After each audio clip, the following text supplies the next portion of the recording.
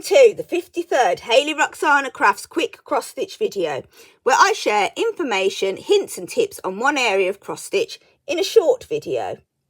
In this video I'm sharing some tips for buying cross stitch kits.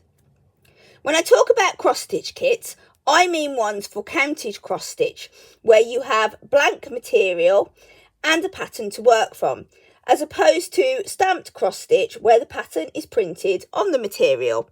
However, some of these tips would equally apply to both. Cross stitch kits are complete packages that contain more or less everything you need to complete a cross stitch project. They usually contain the material, the threads, the pattern, and more often than not, the needle that you will need, along with instructions to help you get started, making them particularly good for beginners. But some of the tips I will share may also be a helpful reminder to more experienced stitchers who like to buy kits.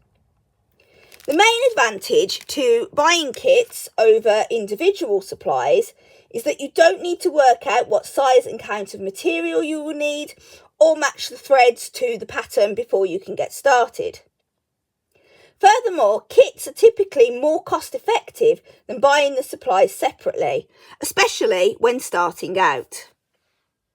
My first and most important tip is to ensure you buy kits from reputable places. Unfortunately, there are many unscrupulous people out there who will sell kits with patterns stolen from designers or that contain patterns made from stolen artwork, which can tend to be substandard in quality and result in poor cross-stitch work that would leave you disappointed. Here is a list of places I would recommend buying kits from. These are places that I have either personally used or have heard lots of good things about. This list is not exhaustive, but if you are ever unsure about somewhere, I would recommend finding a good cross-stitch group on Facebook, such as Cross Stitch Friends in the UK, that has many knowledgeable cross stitchers in, and ask there, just to make sure where you are buying from, you are going to receive a kit you are going to be happy with. Another important tip is that cheap is not always best. Whilst you may not want to spend too much on a cross stitch kit, especially if cross stitching is a new hobby and you aren't ready to invest too much money in it yet, cheap can often mean poor quality, and poor quality could lead to you getting frustrated by knotting and fraying threads and uneven holes on the fabric.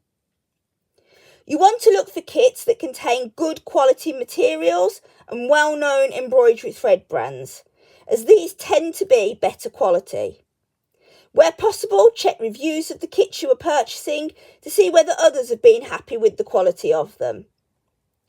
Typically, you could expect to spend between £10 and £30 for a quality kit suitable for beginners. It can also be good to look out for sales on kits for new and experienced cross-stitchers to save some money, and we all like to try and save some money. Other things you may want to consider when buying a kit is to choose a design you love, as this will help keep you motivated when stitching.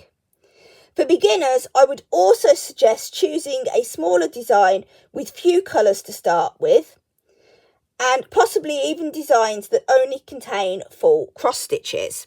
So I wouldn't go for something like this Henry VIII kit to start with, but something smaller would be better. Caterpillar cross stitch kits are particularly good for beginners, as they tend to only have full cross stitches in them. Another way of obtaining a kit for a beginner, which is good, is to buy a magazine that comes with a free kit. This was a free one from a magazine, because then you will have all the information you need to help you get started and lots of hints and tips, as well as the actual kit for you to try. And ones from the magazines do tend to be quite simple and suitable for beginners. I would also recommend checking the details of what is contained in the kit, so you know what count the fabric is and what type of fabric it is. For beginners, I would recommend looking for kits that contain 14 count Aida fabric.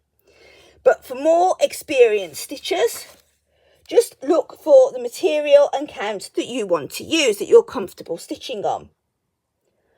Also, make sure that you know whether it is a counted cross-stitch kit, unless you are wanting a stamped cross-stitch kit, of course. It is also worth checking what else is contained in the kit. Whilst the material, threads and pattern are standard, it is also worth checking if a needle is included. Commonly kits do contain the needles, but sometimes they don't. If you prefer to stitch with your work in hoop, it is also worth checking if one is included. Be wary of assuming a hoop is in the kit just because the finished design is pictured in one. You will also most likely need to purchase some embroidery scissors to use, as these are rarely included in the kits. If you have any questions about buying cross-stitch kits or have any tips you would like to share, please pop them in the comments. In the next quick cross-stitch video, I will share some tips for buying cross-stitch patterns.